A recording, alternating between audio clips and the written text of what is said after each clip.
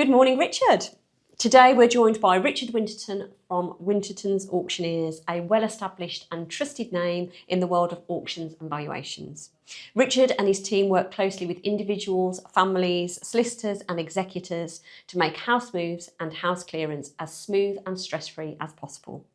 Whether it's downsizing, relocating or handling the contents of a property after a bereavement, Winterton Auctioneers provide expert advice, practical support and a clear route to achieving the best possible outcome for clients.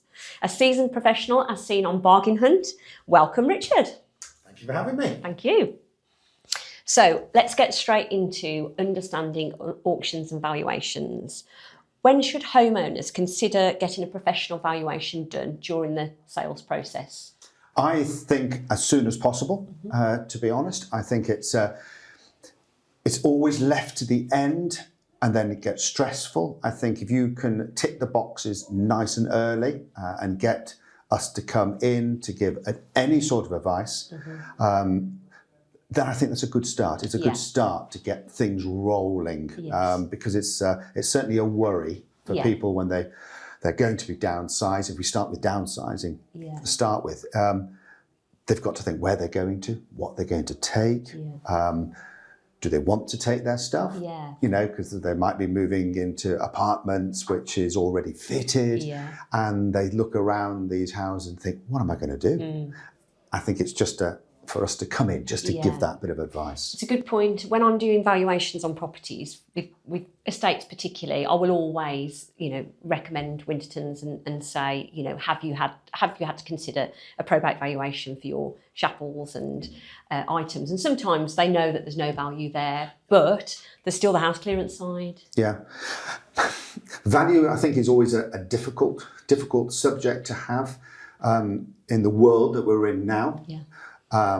And the houses that are a bit slightly smaller that people are moving into and being built, and that brutal realisation that the next generation don't really want it, and it's a changing taste, which is done through history. You know, I can, when some people show me pieces of furniture or whatever, I could give you 1900s, 1910, the 20s, the 30s, all the way through. It's such a clear thing. At the present moment, we're into that no nonsense, they just don't want it sort of attitude. Yeah, absolutely. But interestingly, with the downsizers, it is something that I could certainly think of more so at the starting point, because you're right, when we've sold the house and we're at the contract chasing stage, and then we say, right, is 2 weeks Friday a good day for moving? And they haven't even thought about a house clearance. And we see that a lot. And I think it's getting that across to them. It's something very early on just to start ticking those boxes. And I think then they can make their minds up.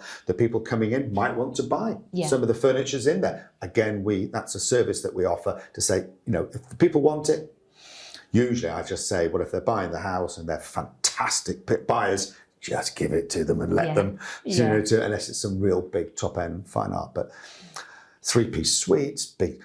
The dining room now is a subject that needs to be just people. Dining rooms don't exist in new builds anymore. No. So you've got these massive big tables and chairs, and it's who's going to want them and to buy it unless the people coming in want to. And will you have those conversations with people? Because I know from my point of view, when I'm saying to people, let's say we do viewings on houses and the vendors will say, will they want to buy any of the furniture? And we say in the nicest possible way, no. But we can skirt around that. Whereas when it comes to clearance, they will assume that you'll want to buy that piece off them. Yeah, I agree. That's spot on. I think it's having that early conversation. Do the new buyers, you can do that later down the stage. I don't think that matters at the time, because when it comes down to that they want the house, they've made an offer, it's all been accepted, and then you can say, right, before we go any further, is there anything that you might be interested in? Yeah, excellent. And what types of items do people often underestimate the value of from the auction point of view? This might sound absolutely daft.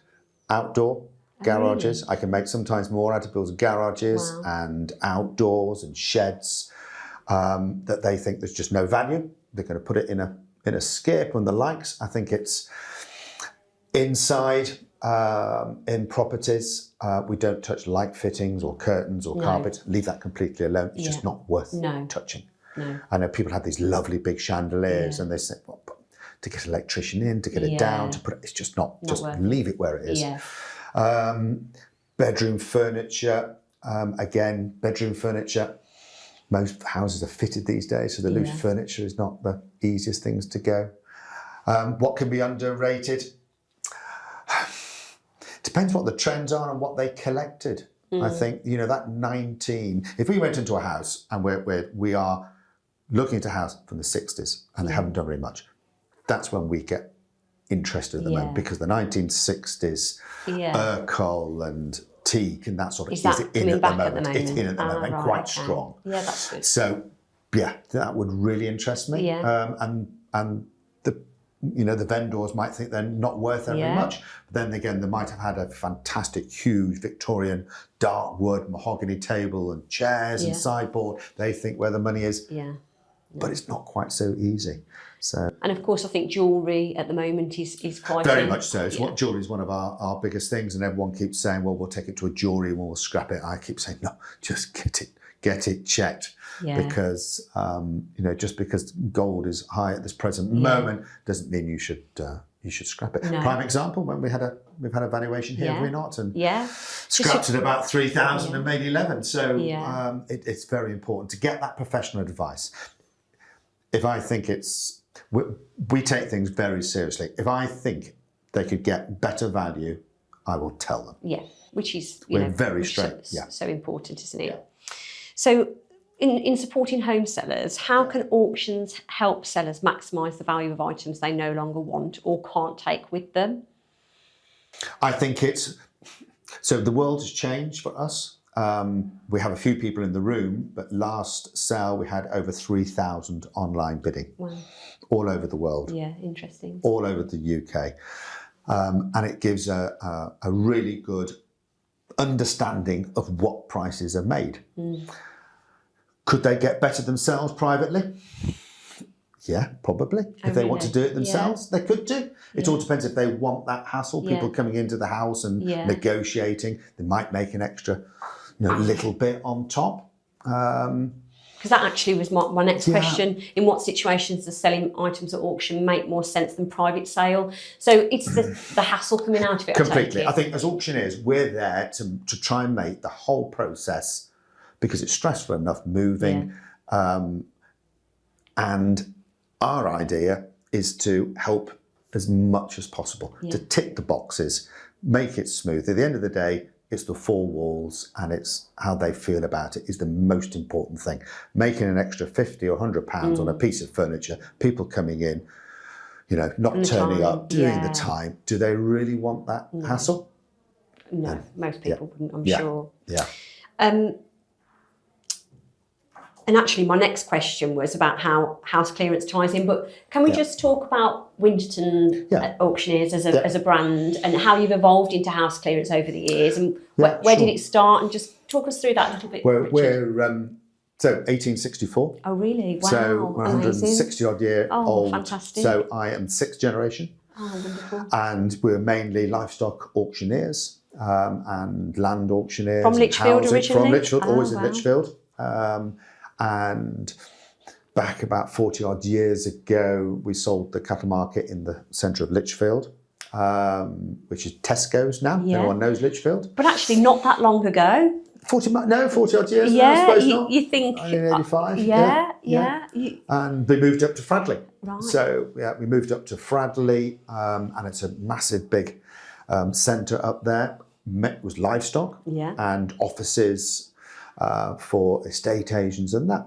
And then everything changes. Life changes, doesn't it? So, and the livestock disappeared. BSE came, mad cow disease, all this sort of thing. And Dad and they decided to sell. Right.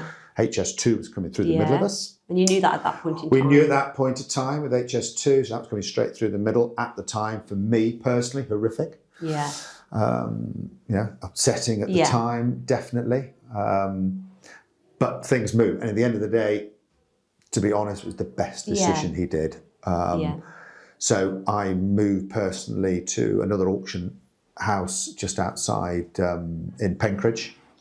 And then my wife and I decided that we would set the Winterton's arm up in Burton-on-Trent. Wow. In 1997. Yeah. So next year's our 30th year. Yeah, exciting. And from everything evolved from Burton-on-Trent into Lichfield, and then HS2 and Fradley Properties, who own it, invited us back to go back into where we are now. Yeah. And it's a bit of a mismatch, you know. It's 25,000 square feet. The sale room's all over the place, and I always like people to come along and have a look. Yeah. Because on a Friday viewing, you'd be amazed at the volume of the stuff that goes through there. It's all beautifully set out as well. So each week you set up Every single week. Every week you set up for your show, where people can come and have a look at the articles that go to sale on the same day, or so from us picking it up or dropping it in, it's 4 weeks. right. So from dropping it off, and everything is very much, there's no cross-contamination because a lot of stuff, so everything has different numbers, it all comes out very regimental. Right. So it comes out, I've got 60 staff, we have valuers in every department you could think of, and it's all been unpacked and then put into lots. Everything then is photographed, catalogued, condition reported, photoed again, goes online about 10 days before a sale, which goes all over the world, thousands of people looking at it. And have you always had that reach, or traditionally was Since it all... COVID, really, to be honest. Yeah, I think pre-COVID, we used to have a room packed. We still had the online, which has been with us about 15 years. Right. But I think when COVID came along and everything then was behind, you know, a door and no one was coming, certainly the international purchasers and the people throughout the UK realised that they didn't have to travel miles. We have 9 Koreans that buy every single week. Wow. Before, they used to come over to the UK, they'd go around all the auctions and be here for 3 or 4 months. Now they don't. They sit at home, they trust us because everything is conditioned and done. Push a button, they buy it. We have a good setup with the haulage people who come to pack it. The interesting thing with the Korean market, he'll come every 10 days. He'll pack it up ready. That goes then into Stansted, goes on a plane into Holland, and then from Holland straight into Seoul. Wow. So in 2 weeks, it's usually already in Seoul. And your Korean buyers, are they then selling it on? They're selling it on there. So what we understand, one of my planned trips, I think, is to go out to Seoul to see. But I understand it from the airport, it goes to these massive big warehouses, and then the buyers come in, and then it goes off to all the little. I think because part of the sort of the buzz that you get from an auction is it not being in a room and you know that. Well, we make it. Yeah, so everyone keeps saying because we have it on screen. You know, we have 3. We have Sale Room, which is the international. Yeah. We have Easy Live, which is mainly UK based. We have our own one as well, and it's like I'm sitting in a cockpit. It's like a cockpit. So when bids are coming in, we're going from Sale Room to Easy Live to the room to the telephone. It's a good buzz. And we build that buzz. And do you conduct the auction, Richard? I do the auction with my elders, well, 2 of the boys auction. We have another auctioneer that comes in. So every Friday there's a viewing, apart from Easter and Christmas. And you can come along all day and have a look around to see. I think it's a good idea to understand as well how the auctions work and how your items are done and done. So on that point, tell us for a seller. So you've been to somebody's house. There's nothing of value other than this one piece. Yeah. So you suggest to them that this is what we think you'll get in auction. So from the point of you taking that item away, what's the process that item will go through? Okay, so we've gone into someone's house. Yeah. And we give them an option. Yeah. I can say I can come in and we'll take that piece, this piece, that piece, if you so wish. But then you're still left with everything else. So my suggestion is that let's deal, it's easier for us to deal with all of it. Yeah. So our team would come in, they would pack it all away. Comes into the auction rooms, it then gets assessed. 10 days before the sale, they will always have a pro forma to come out to say, this is what we found, this is the lot numbers, this is the guide price, this is the reserve that we should think. We don't actually put a fixed reserve, we work to a guide price. Okay. So if we think it's worth £100, we wouldn't sell it under 90. Okay. So we're working, we're not going to, everyone says, well, you know, if you've got £100, are you going to sell it at a tenner? No, we're far too professional for that. We'd look after it. Yes. And yeah, every Friday you can come and have a view. And if it doesn't sell in the first auction, we put it to two goes. To be honest, we have a 98% selling rate. Oh, right, so okay. I always think first hit's best likely. hit. Yeah. And this sounds absolutely balmy, but we call it the hook. So we are guiding it to sell. Yeah. Yeah. So, you know, we want people to come in to look at the item thinking, oh, that's nice. And they can envisage where it's going to be in the house. And we call that hook, and then we'll reel it in. Yeah, brilliant. Number of times that we have seen that people would say, no, we want £500 on that. And we're thinking, well, it could make 500. Yeah. We'd like to put 3 to 5. No, we want 500. So, okay, doesn't sell. No. Next sale, we'll drop it down 200 to 300. It'll make 600. Oh, It's that kind of it's just the way it goes sometimes. Just where it isn't goes. Yeah. And house clearance. Yeah. You know, as we've touched on. Yeah. How's that evolved as Richard? Very much so. Yeah. It's now probably our number one income of what we do. I would see something between 25 and 35 a week of house clearances. And it's an emotional side of it. Yeah. You know, it's completely different to the downsizing side of it, because you're dealing with someone who's lost somebody, and a lot of them don't live in the area, so they're having to travel all the time. Yeah. And they're just going into their parents or their grandparents that they've lost. And it's difficult. It's brutal. Yeah. And there's no way, and I try and get that across. It really is, you know, that we can help you. And the most important thing is, at the end of the day, is the four walls and how you get to the end of that. Yeah. You know, process. it's the most important thing. If you want something, the family come in, you know, have a look. What does the family want? Let's get that out. Yeah. And then on the house clearance side of it, we offer two different ways. We can come in and just take stuff first of all, leaving it dressed. Yeah. So there's some.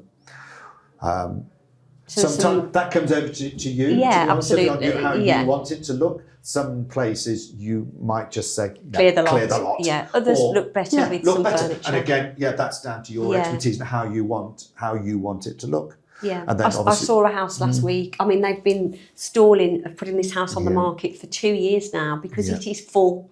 Yeah. But actually, it's full of, you know, what look like wonderful objects, but I don't know if they've got any value. You know, that's your job. But I've said to the family on a number of occasions, we've got to clear the house. Yeah. We don't need to clear the big furniture. You know, there's a grand piano in the hallway which looks beautiful when people walk in. Yeah. You know, you can keep the larger furniture, but it's almost the first step is so hard for people. Yeah, very much so. You know, that sounds like your expertise and your empathy that you've got. You know, people trust you, and you know that you go in there and convince them that that's the right thing to do, and it's like a weight's lifted from them when they... Very much so. And you know, I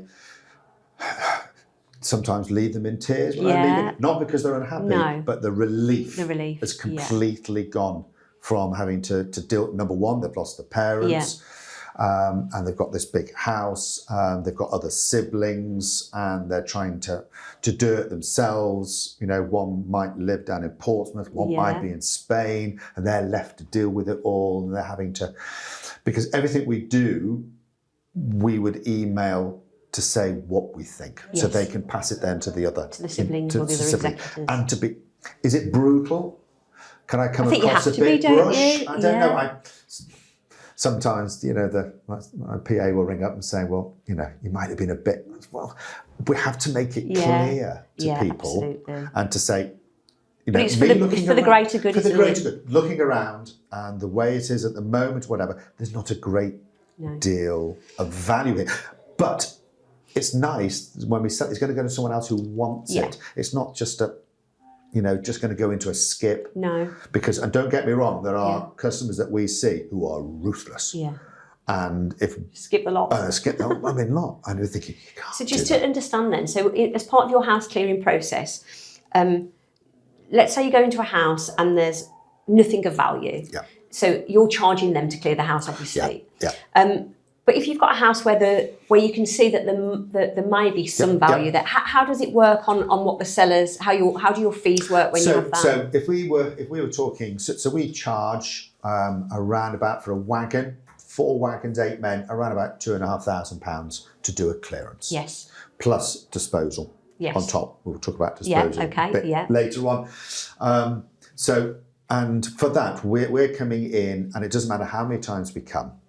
So we might just come in, first of all, just to clear the garage, the sheds, just some of the stuff, so they can start seeing. Because some houses we go into, they don't even know where to start. They can't get you guys in to start with. I think that's the problem, They can't even to see anything. So our idea is to go in, take all the bits and bobs out. Then we would come back and take more, leaving it dressed. Yeah. And then come back again to clear it when it's been sold between exchange and completion. Okay. Anything we then sell, nothing's paid up front, ever. Oh, right, okay. It's up to the clients. They might want to, when they get an invoice, they might want to pay for it straight away. Or a lot of people want to wait to the end. Yeah. It makes no difference to us at all. So they will come, charge them £2,500 or whatever it is with disposal. Everything we then sell goes against the cost of that doing. Okay. We take 20% when it's sold. Commission. There's a lot fee as well. But then if there's lots of items building up, they can offset. So they're worse. So they know the worst scenario. Let's say with VAT, it's £3,000. They know that's the worst. Yeah, the worst scenario. They don't have to pay it up front if they haven't got. It doesn't matter. They can wait to the estate at the end of the day, and then everything we're then selling is going against the cost. So a best case scenario could be that actually they're in profit. You end up sending them. Yeah, or they've got a small little fee at the end of it, which will come off the estate at the end of the day. Right.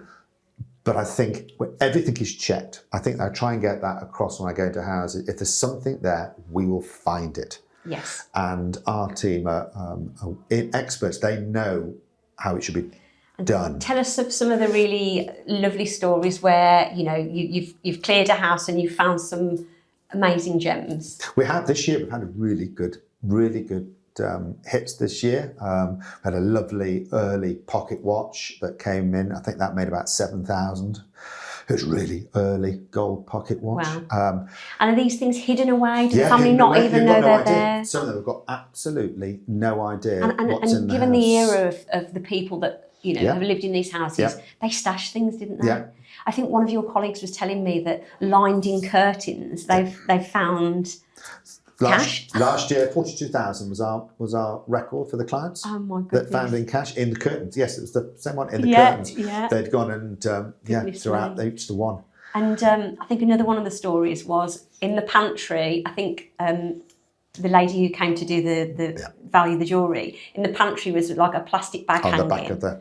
And then within that plastic bag was all little items of jewellery that sold in sale for how much? Well, the one ring made 36,000. Wow, and it's just stored in the pantry. It's just on the pantry on the back in a Woolworths bag. Yeah, in the back of the things, and we have lots of signatures come through. I've just seen a job today, and they had Edward and Wally Simpson that they were butlers for and maids. Oh wow! When they were in France. Wow! And they've got signatures in a drawer. They had some pictures of the old king, but he wasn't because he abdicated with Wally Simpson, and it worked out that their aunt was in service in France with them in France, and they've got it's not just a signature, it's actually a photograph of Wally Simpson actually signing the card that we had to do. Amazing. I haven't done the research on that. No. That's the excitement of our job, because everything we see every day is different. Yeah. And I can't, when I get back to the office, I'm looking to we had some beetles the other day that the lady that was selling, that she actually got in the really early days of the Beatles. That made 7,500. And what was that, sorry, that she'd got? So the Beatles. A signature. So the signatures right, from okay. Fat Four, that she actually got herself from Wolverhampton. Yeah. And then the story, and then that's when Alex and our team, they love stories. They Yeah. love to get that, out bit there. of out Yeah, there. but that's the bit that resonates with people. You know, if I think of an auction, I want to hear about all the wonderful little finds, you know, the things like that bag that was on the back of the pantry door. A family member, we would have just thrown that away. So, you know, finding these things and recognising that that could be really valuable. It could be, and I think again with auction companies, the number of times I will go in, and every day, I hope I haven't wasted your time. No. I get that all the time. Yeah. My time is never wasted, ever. You know, and our job is to give advice and to make it as easy as possible. They don't have to use us, they don't have to, it's just, I can go into a house and I will look around and say, to be honest, there's just nothing here that I could hold my hat on. Yeah. We can clear it for you. And talk to us about if that happens, what happens after clearance? And if there's nothing there, or let's say you take some items into auction, but what happens with the rest of the items? So on disposal clearance? is a really important part of the firm now, and difficult to get rid of. With sustainability. The new, and the rules and regulations, it's expensive.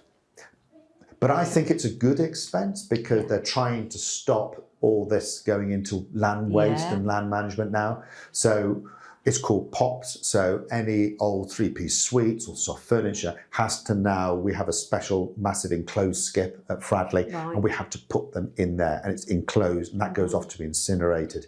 So we have, at Fradley, we have 4 massive big skips, and everything, we have 2, their whole job is sorting when it comes off. They love it. I don't know, I'd like it very much, but they love it. And they look at the metal to one side, they have to strip it all. So when you've got a bed, they have to take the metal off the bed to put then the soft furnishings to go off. It's amazing. It's the process. It's a process, but it's not a cheap side of it. But so we're going into a house. I'm looking around. I can't see very much. It's a lot of it is only going to go one way, but it's full. But what we're trying to get to the client is that, you know, we'll do it all for you. If there's something here, we will find it. There are 1 or 2 bits that we can sell. We will sell that for you. At least it's going to go to someone else, and you just never know. But it takes all the doubt out.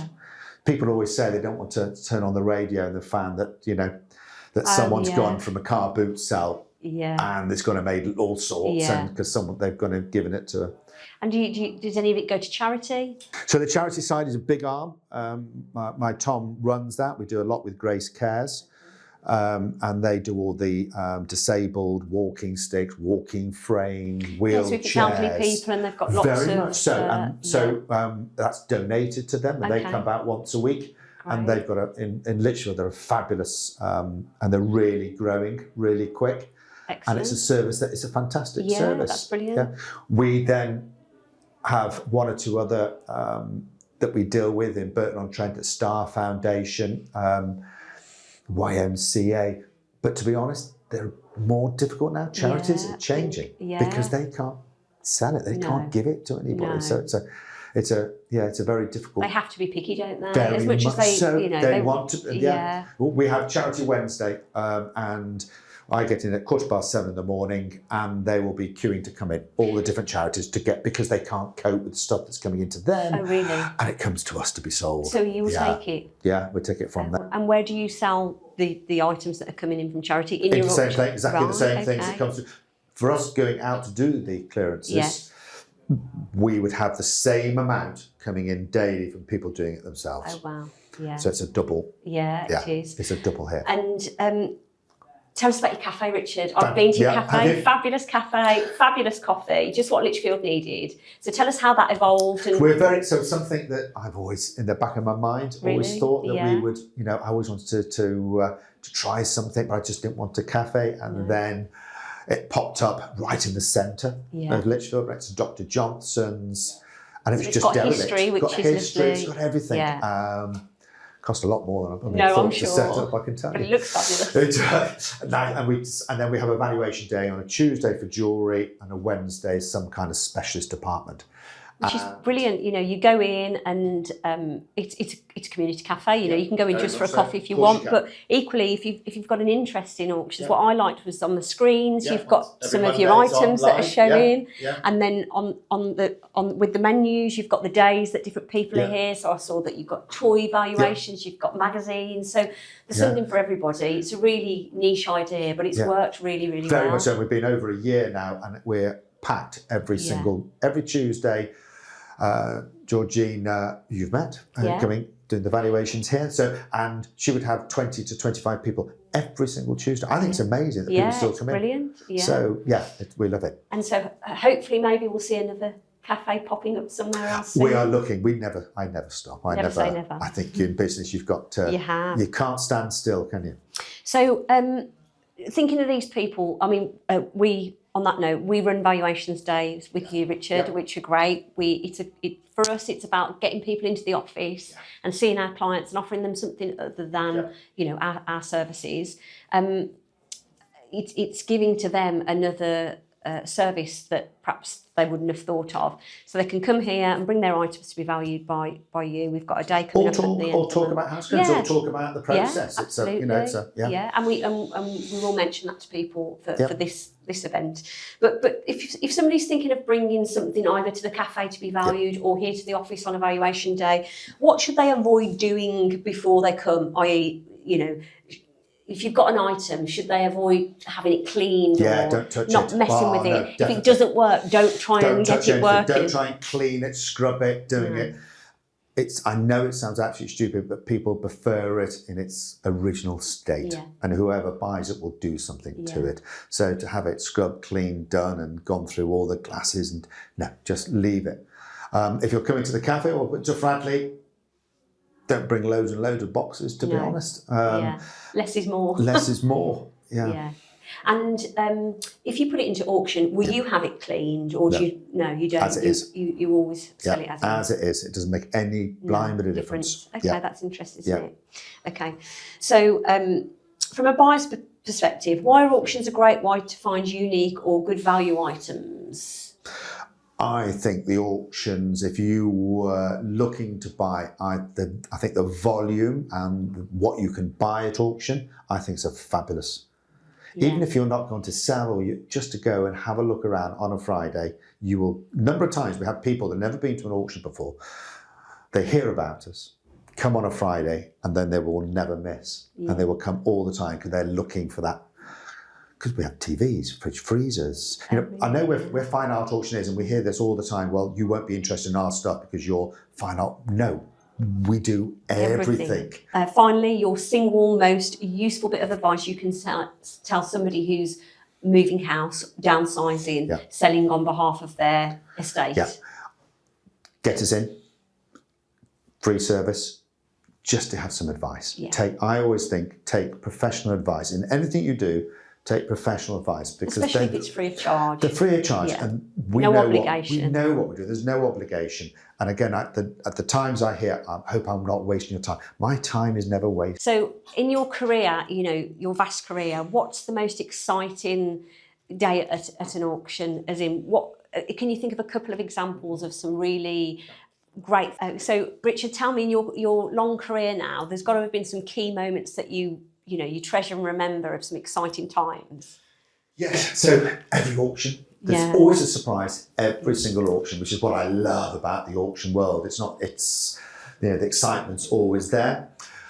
We had a sale in between Christmas and New Year about 15 years ago.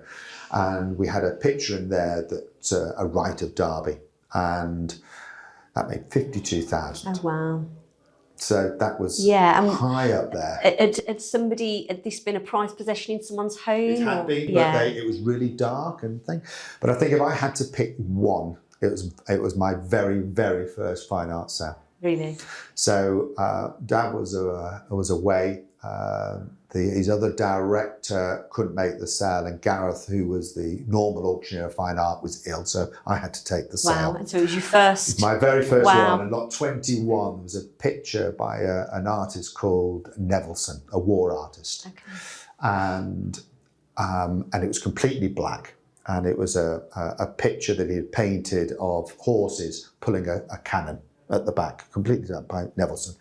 They put 500 to 700 on it. Now we're talking 40 odd years ago, a lot of money then. And I started, and 20 minutes later, I was at 20,100. Oh, gosh. The hammer went down, which was a lot of money. Back then. The hammer went ago. down, and everything went silent, clapping. Then all went there. And my grandmother, bless her, not with us anymore.